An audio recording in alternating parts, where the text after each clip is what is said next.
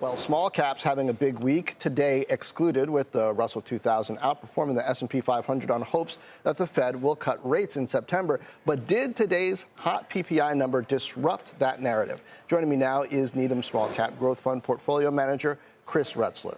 Chris, what's been holding the small caps back, and has it been cleared?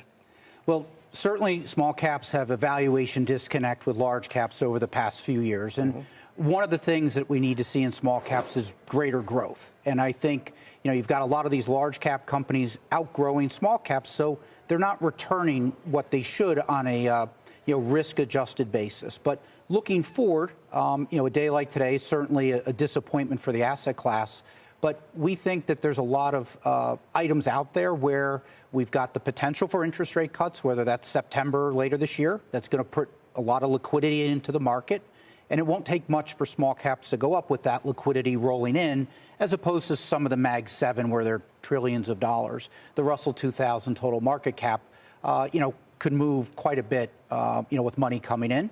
We also have deregulation. We have now tax certainty, which I think a lot of companies were holding back on planning.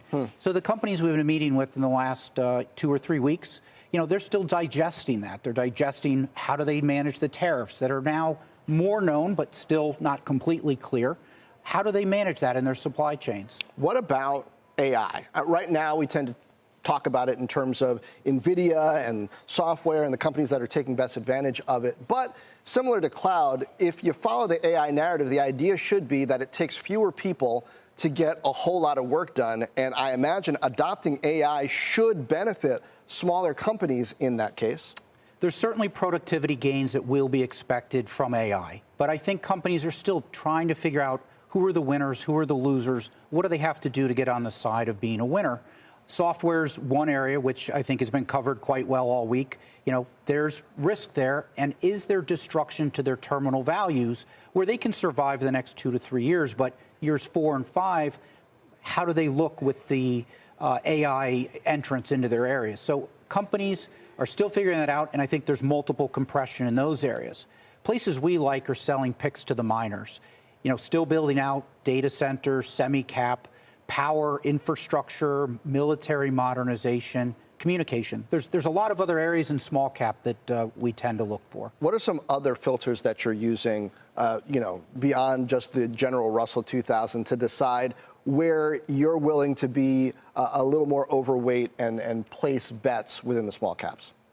So one thing we look at a lot is technological moat, both for their products and services. Can they be defended in an environment that's a lot more competitive? Are they necessary? How long have they been around? Is it a good management team? I think that that's probably a key factor. How can management work through all the challenges that are in front of them? Because there's been a lot, and I think there still will be more. We've seen pull forward and probably some purchasing to get in front of tariffs. So it wouldn't surprise us if there is a little bit slower growth in the second half as people, work through that.